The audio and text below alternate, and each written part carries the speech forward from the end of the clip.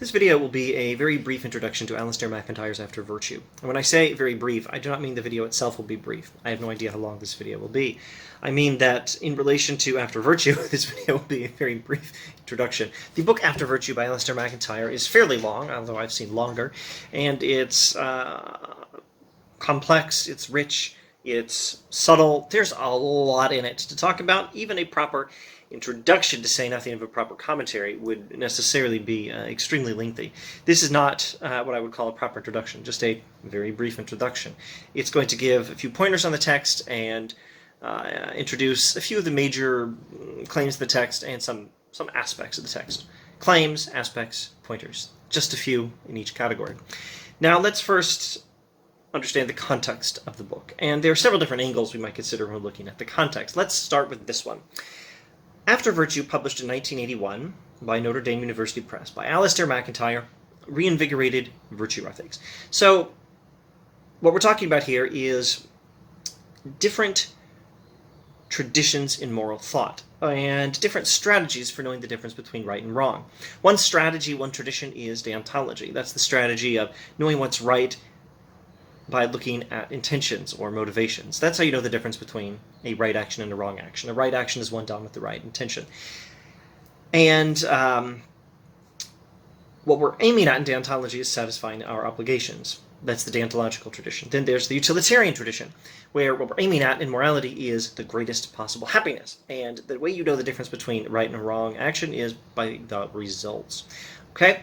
So those are two traditions in moral philosophy. But virtue ethics is another one. And in virtue ethics, you know the difference between right and wrong, primarily by knowing the character of a person. The difference between a right action and a wrong action is a right action is the kind of action that's done by someone with good character. That's what makes a right action. That's how you can identify right action, by looking at character. And what we're aiming at in virtue ethics is to be happy human beings by being properly functioning human beings. Virtue is the practices, the way of life, the state of being, or the character that aligns human beings with their proper function.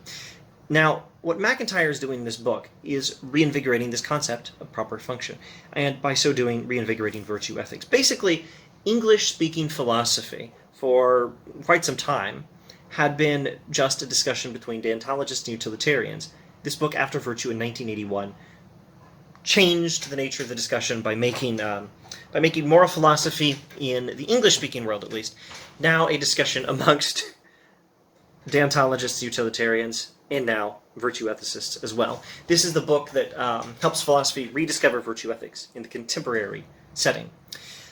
So MacIntyre argues the early modern philosophical project of trying to find a new kind of ethics without relying on this concept of proper function, that this was all a project doomed to fail. And there's my computer beeping. And he will argue that moral statements are meaningful. And this is an objection to a tradition called emotivism. So with that in mind, we'd better look first at modern moral philosophy, and then more specifically at emotivism, for two other aspects of the context of this remarkable book, After Virtue, by Alasdair MacIntyre, 1981. So, in an article called Modern Moral Philosophy, a philosopher named Elizabeth Anscombe argues that the entire moral project of modern philosophy makes no sense. And it makes no sense because the modern moral philosophers were focusing on moral obligation and moral law. They were using, in Anscombe's words, a law conception of ethics. Now, a law conception of ethics doesn't make a lot of sense without a moral lawgiver, which would pretty much have to be God.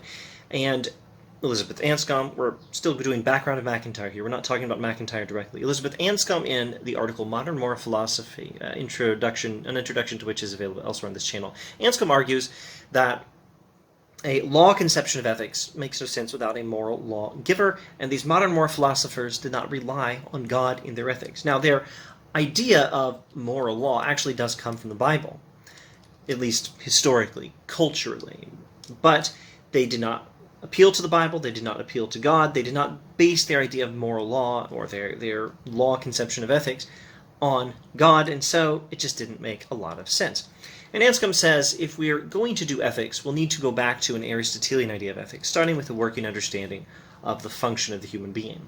Anscombe doesn't go that far. She just critiques the modern moral philosophical project of trying to establish an understanding of right versus wrong using a law conception of ethics, and not employing the older Aristotelian idea of the proper function of the human being. She critiques this modern project. She says it doesn't make any sense. It's a dismal failure. These modern moral philosophers, Kant and Mill and all the rest, just don't make a lot of sense.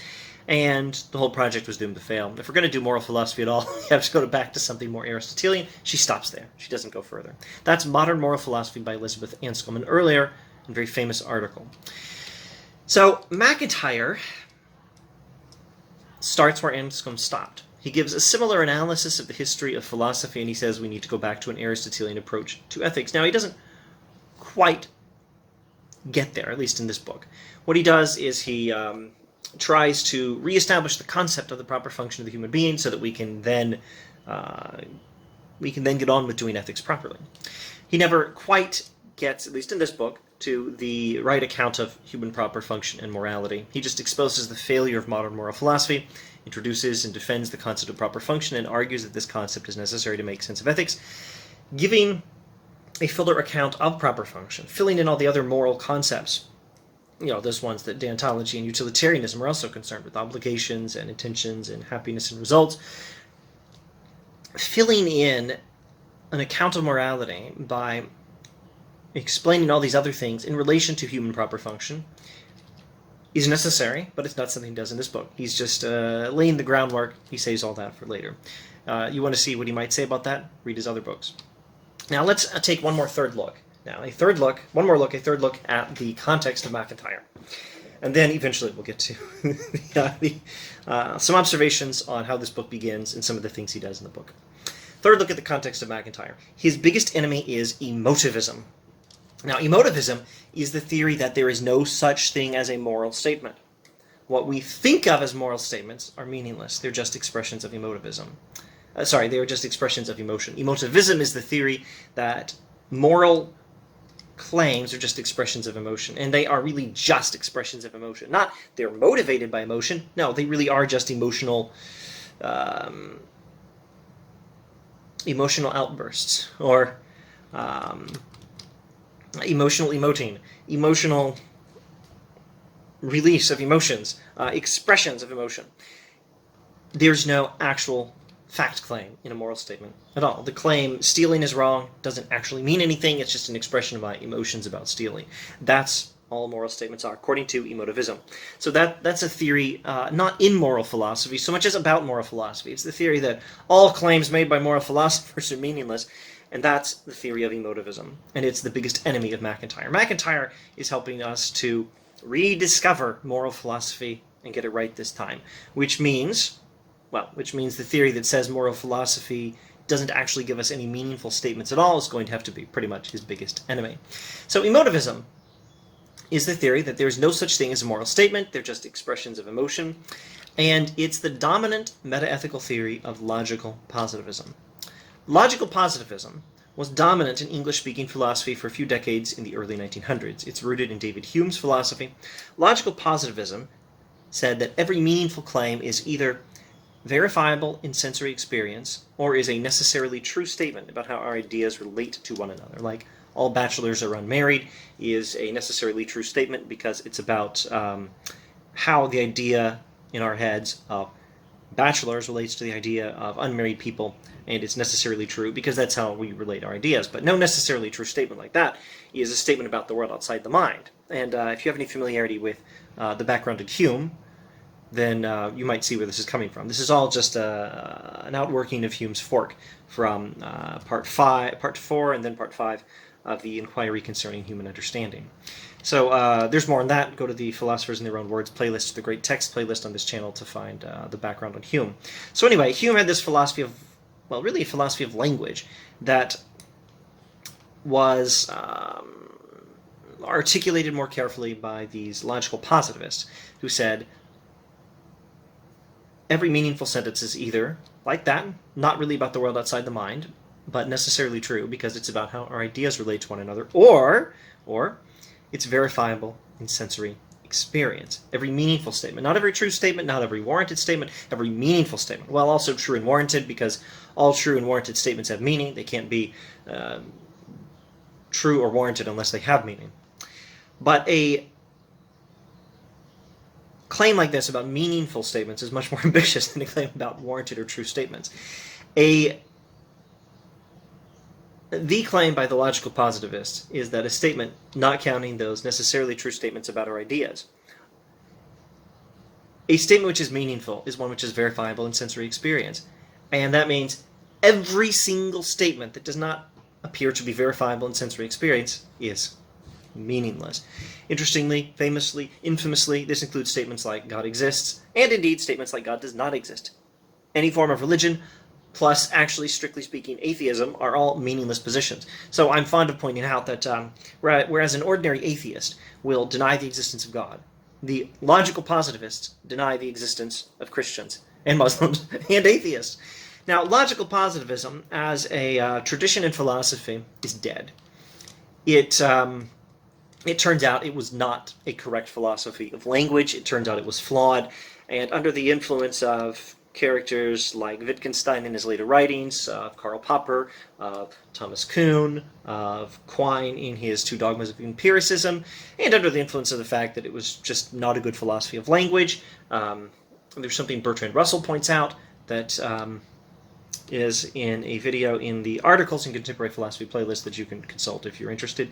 For that reason and all those other reasons, the influence of all these other people, and more reasons, logical positivism was a flop. It was totally dominant in English-speaking philosophy, or at least in philosophy departments at the fancy universities in the English-speaking world. Logical positivism was the reigning philosophy for a while, and now it's pretty much dead.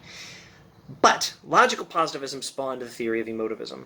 And emotivism had enormous cultural influence, and this influence is still with us. The influence of logical positivism has long outlived logical positivism itself. Now, MacIntyre, in the book After Virtue, tells a big story about the history of Western philosophy, but also about the history of modern culture. Like I said, it's a complex and a subtle book. After Virtue cannot be reduced to just a few claims about morality or the history of philosophy. It's also a book about culture and about more. He tells a big story about the history of modern culture, and he says modern culture is thoroughly infected with emotivism.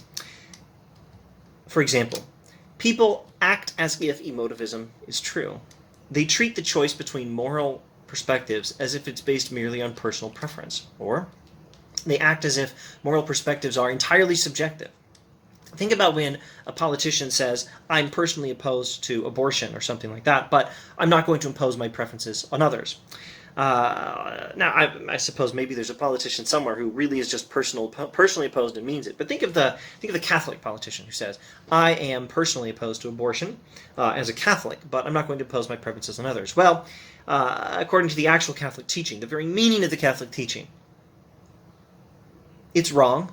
Fact, fact, fact. You can carve out some exceptions for the ectopic pregnancy scenario and things like that, but or maybe just that. I'm not sure there are any other exceptions that Catholicism could recognize. But abortion, setting aside such an exception, is wrong. Fact, fact, fact. That's the actual meaning of the Catholic teaching on the subject.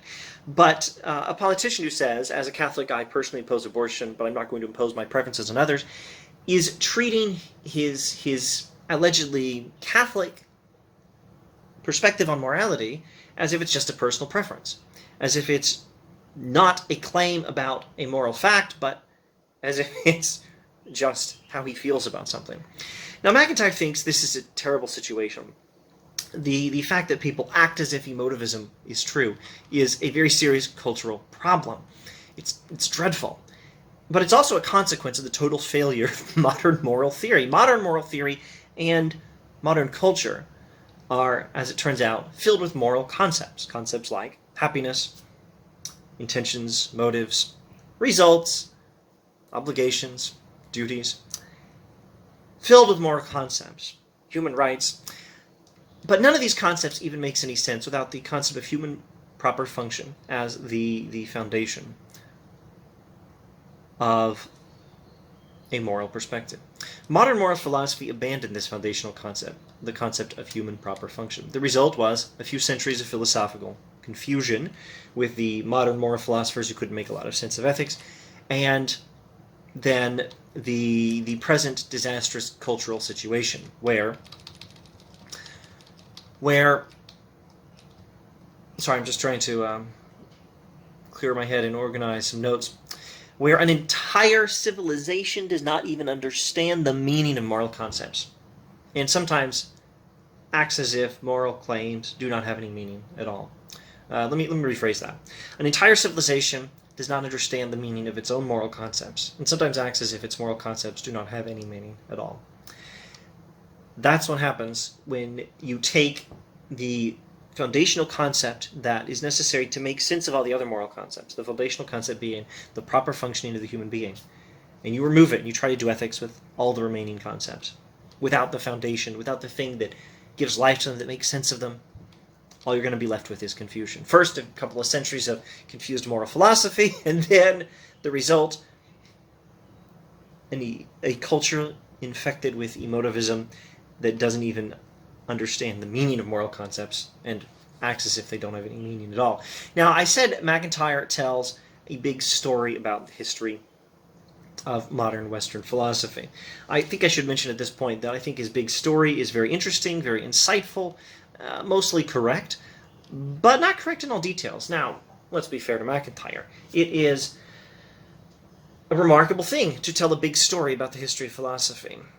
And the people who do it best, among whom I count MacIntyre, are going to be very insightful, but they're likely to make some mistakes in the details. I don't think MacIntyre was entirely fair to John Locke. I don't think he understood Kierkegaard properly. And I have my doubts whether he was entirely fair and accurate in his analysis of Kant and Mill as well. But leaving that aside, his big story of the history of modern Western philosophy is nevertheless magnificent. It is, well, in my judgment, even if it's not right in all the particulars, it's still very insightful, and it's largely correct. It's maybe correct as a generalization or an approximation, even if it's not correct in all the details. But it's also very, very interesting. And I'm just giving you some of the background. I'll probably some of the story itself. I'll probably say a little more about it later on in this video. So now let's start talking about the first chapter of After Virtue and his magnificent analogy for this story he tells about the history of modern moral philosophy. MacIntyre suggests that there's been a catastrophe in our understanding of morality, rather like the catastrophe in our understanding of science that happens in certain science fiction stories. Now, we're thinking in particular here of the book A Canticle for Leibowitz by Walter Miller. Let me just double check that. Yes, it's Canticle for Leibowitz by Walter Miller. So in this other truly remarkable book, A Canticle for Leibowitz by Walter Miller, we had a nuclear holocaust. And the first third of the book, I believe the title of it is Fiat Homo, Latin for Let There Be Man. The first third of the book features the Catholic monks after the nuclear holocaust, in what we could call, for lack of a better term, the Dark Ages, the New Dark Ages. The Catholic monks after the Holocaust who are among the very few guiding lights of the new humanity, or the humanity that has that is trying to rise out of the ashes of the nuclear holocaust. And science is completely lost. The next third of the book, we're still in A Canticle for Leibowitz by Walter Miller. The next third of the book is Fiat Lux, Let There Be Light. And this features a later generation where the same monks, or the philosophical, theological descendants of the same monks, not the biological descendants, of course. The descendants of the monks are rediscovering learning. They're rediscovering the old science. Not that they weren't interested in the first third of the book, but now they've made some real progress. They're rediscovering the learning, the science that had made the old modern world. But they don't know what they're doing. They don't understand scientific theory properly. Now, the third part of the book is something I will leave for another time. and I'll just recommend reading A Canticle for Leibowitz by Walter Miller, because it's a truly magnificent book. I won't describe the rest of the book. It doesn't come into the description of MacIntyre. So let's go back to MacIntyre. Okay, so I was talking about Canticle for Leibowitz to bring into perspective MacIntyre's illustration. So in this science fiction world, as MacIntyre explains, science has been lost. It was blamed for some serious catastrophes. It was banned. Books were burned. Scientists were lynched. And science was lost. And then later, the scholars start rediscovering science. But they don't have a proper understanding of the scientific method. No one taught it to them. It had been in books that were burned. So what do they have? They have fragments. They have charred remains of old physics textbooks. They have scribblings of notes from some old scientists, and they have partial books, again charred, of biology and biographies of scientists and so on. And what do when they've lost track of what the scientific method actually is? They don't even know how science is done. They don't know what science itself is. All they have is these poorly understood fragments of scientific theory, records of scientific discussion and different scientists, without understanding any of the principles that made it actual science, scientific method in particular. What's the state of their knowledge of science? They have some theories that are not actually science, but they think they're doing science when they study those theories. They might memorize the periodic table. They might divide into camps where one person follows, let's say Newton, and someone else follows Einstein or something like that. But they don't understand properly the scientific method that's supposed to be used to distinguish between the two, to figure out who's right, and so on. They think they're doing science, but all they have is fragments. All they have is a few concepts that don't even make any sense anymore without the central foundational concept, the scientific method, that's now been lost.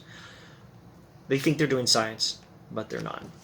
And they don't even know what they don't know. They don't know science in this science fictional world. Now, MacIntyre says this is pretty much what's happened with modern moral philosophy.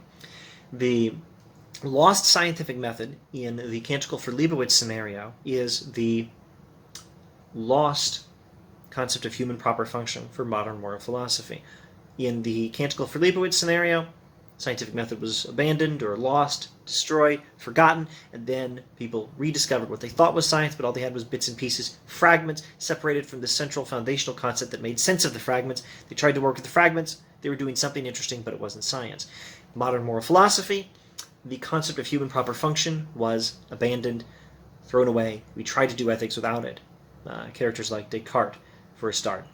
And the fragments of moral thought that remained did not make any sense without their central foundational concept. And so they thought they were doing moral philosophy. They thought they were studying morality, but they weren't. They were just studying some disconnected, confused jumbles of ideas that didn't even make any sense, because they only did properly make sense as moral philosophy in context of the idea of human proper function, just as all the theories and experimentation and debates, all the questions and all the proposed answers in science don't even make sense as science without the fundamental concept of the scientific method. So, these modern moral philosophers don't even realize they're not doing moral philosophy anymore. Without the concept of proper function, they're not doing moral philosophy properly, and they don't even realize it, because they don't realize that they've abandoned the only concept that makes moral philosophy work. So moral philosophy, starting with more or less Descartes, moral philosophy starting with the modern era, is to Aristotelian pre-modern moral philosophy what science, or pseudoscience, pseudoscience in the post-nuclear Holocaust scenario in the Canticle for Leibowitz, what that sort of science is to science before that, what that sort of science is to science now in the real world. So that's the interesting illustration. We don't know what moral philosophy is anymore, and we don't even know we don't know it. And the reason it's all so confusing. The reason people have interminable moral disagreements, the reason we can't get past our stupid trolley problems is because we're dealing with moral concepts that don't even make any sense, because we've abandoned the concept that made sense of all the other ones. And if we want to make any sense out of morality, we'll have to go back. We'll have to go back the way we came and rediscover that central concept that makes it all work, human proper function. There's a nice line in C.S. Lewis somewhere about how sometimes the only way to progress is to go backwards. You say you're trying to climb a mountain or something, you've worked yourself up to where you can't get any further because there's an impossible cliff. You have to go back and take the correct course. You can get closer to the goal by moving directly towards it after you get back on the right path. You have to go backwards in order to progress sometimes. This is something Lewis says, but this is very much in keeping, I think, with what MacIntyre is talking about. So, the catastrophe of modern moral philosophy is that we have lost the concept of human proper function. Now, let me give you some tips on the objections to emotivism. And then we'll get back to the concept of proper function again, I suppose. And maybe then we'll be able to wrap up this video. Moral thinking today is heavily influenced by emotivism, which is a symptom of the moral catastrophe modern civilization has undergone. Now, I believe you will find more than one objection to emotivism in the book After Virtue if you study it, but here's just one, mainly as a tip, as a useful philosophy hack. Here is an objection to emotivism from chapter 2 that MacIntyre gives.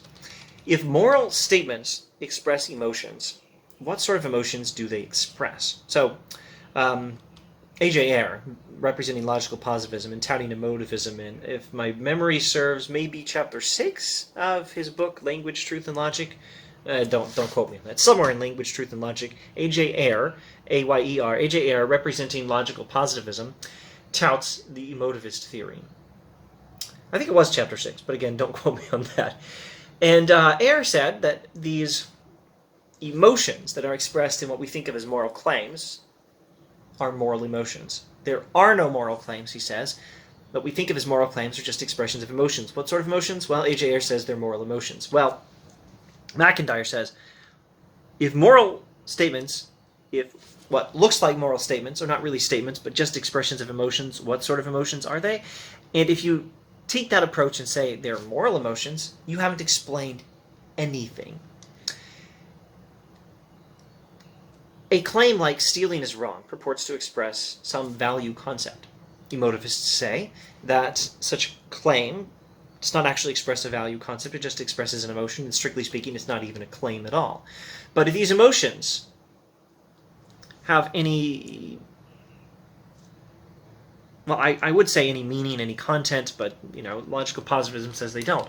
If these emotions can be distinguished as any particular kind of emotion such that we can use them to describe what a moral claim, or a claim that appears to be a moral claim, a sentence like stealing is wrong, what a sentence like that is supposed to express. If we take the logical positive route and try to describe the genesis of a sentence like stealing is wrong as not having any meaning but just expressing emotions, and if we're going to be able to do that, we ought to be able to say what sort of emotion this is, what kind of emotion is behind these moral sentences.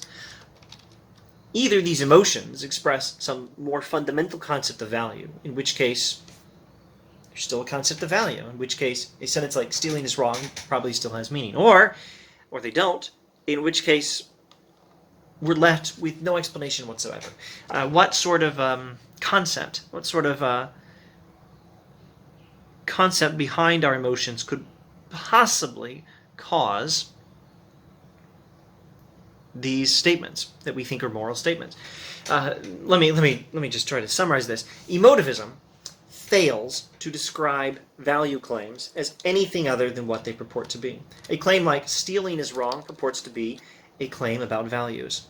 And emotivism says it's not, and says it's just an expression of emotion, but unless you can come up with some explanation that no one has ever come up with yet for what sort of emotion that might be without making it into a moral emotion, in which case those sentences are still going to be just what they purport to be: value claims, fact claims. Maybe inaccurate fact claims, some moral claims are wrong, but fact claims nonetheless. Either that, or they're going to be written off as emotions that don't express any value claims, in which case nothing has been explained. You've tried to explain, MacIntyre can say to the emotivist, you've tried to explain moral claims as statements of emotion, but you can't say what kind of emotion without resorting to some more fundamental concept of morality, in which case moral claims are still to go. Moral claims still work. So that's my attempt to introduce one of his objections to emotivism from Chapter 2. Now let's say something about Chapter 5. Chapter 5 is a good passage to go to understand the precise nature of the modern moral catastrophe. So let me state it, although probably redundantly, because I think I've already said this in this video.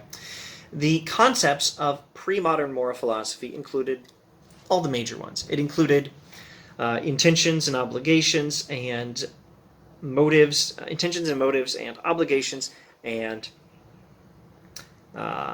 results and happiness and human nature, human proper function, and character, and more.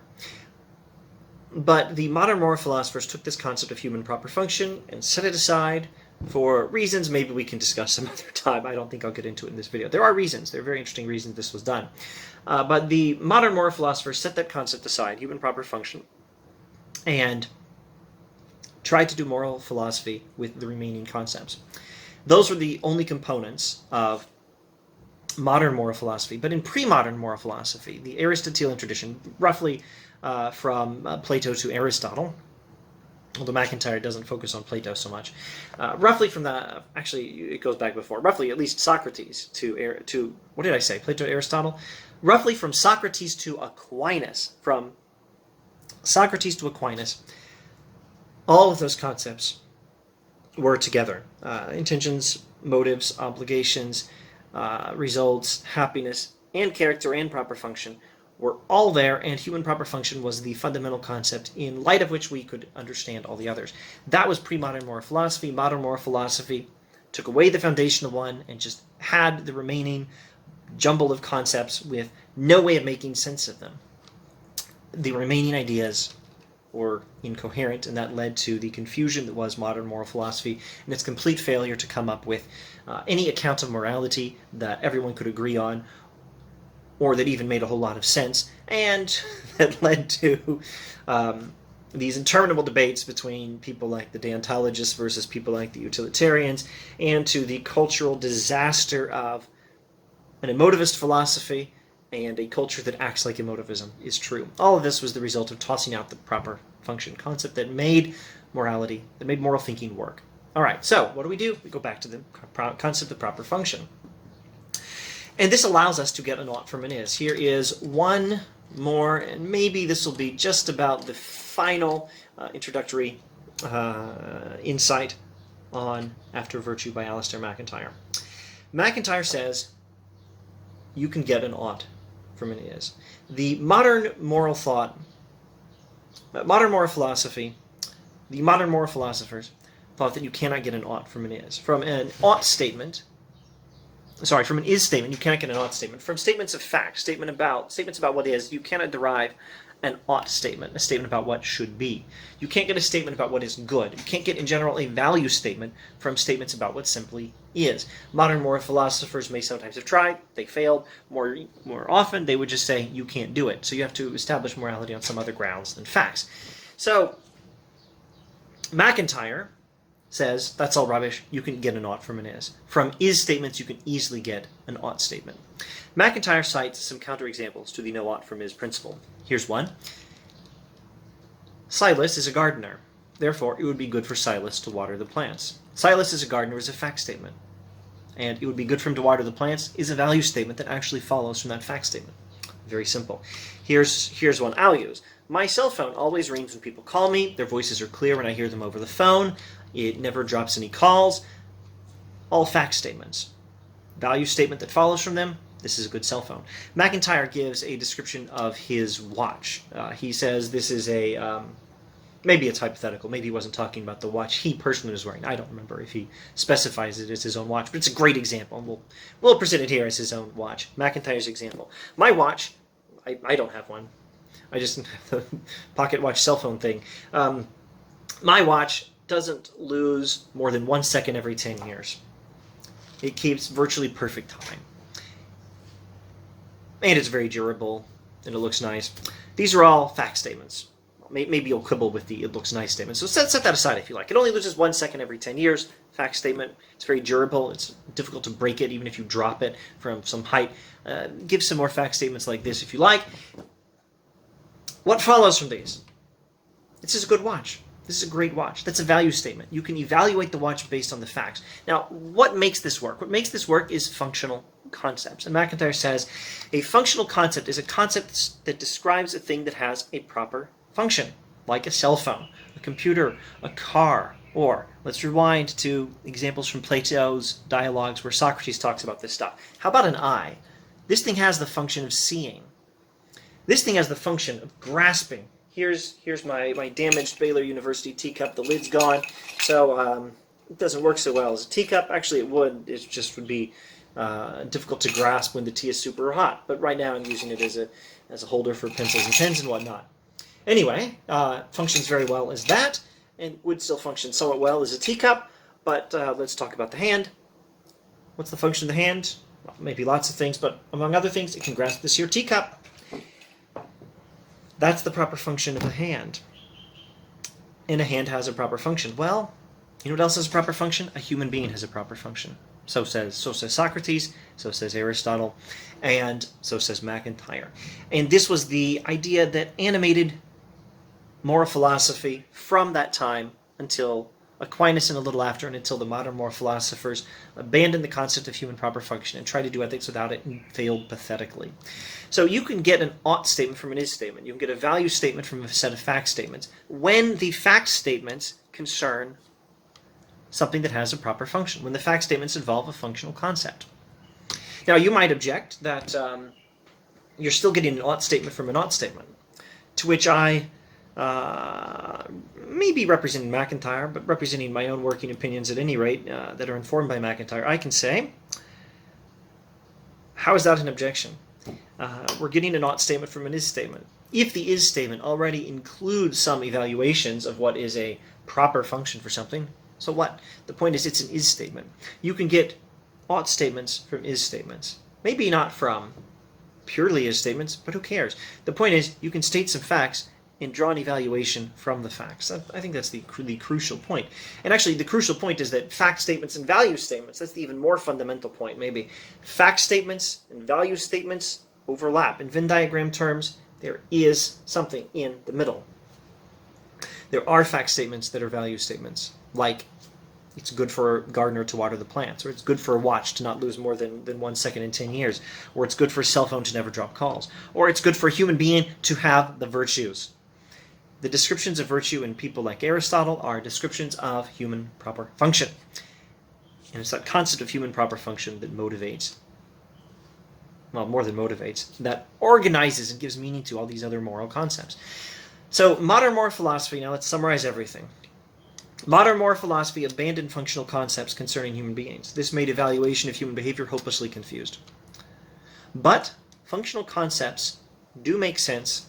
Functional concepts can be used to make clear, factual, and easily understood evaluations. And we need functional concepts to make sense of ethics, and we still can use functional concepts to make sense of ethics.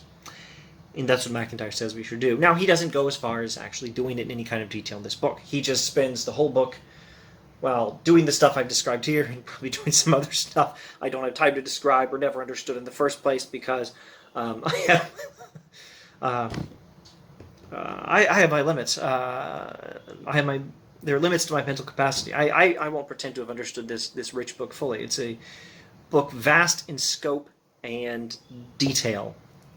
And MacIntyre goes over these matters and more in this magnificent book, After Virtue. But he never goes so far as to finish the job. He's telling us what sort of job we need to do and explaining how we got here.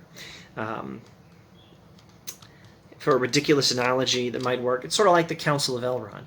He's explaining how we got here and what needs to be done, but he doesn't finish the job. Not in this particular book. He does mention, by the way, that we will need to update our understanding of human nature and of human proper function in light of anything we've learned since Aristotle, or since Aquinas, in the areas of metaphysics and science. You can't take the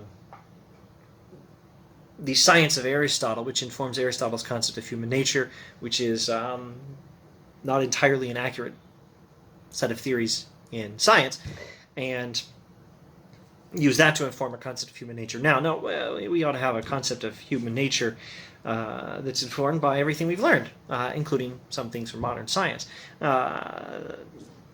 So MacIntyre doesn't say we just go back to Aristotle as such. We go back to the Aristotelian methodology. The concept of human proper function is the concept that makes morality make sense. And without it, we are living in a world after virtue, in a world that doesn't make any sense, a world that doesn't know how to make any sense of morality. And this is very, very bad. We need to go back the way we have come and rediscover the concept of human proper function. Thus says Alasdair MacIntyre, After Virtue, 1981.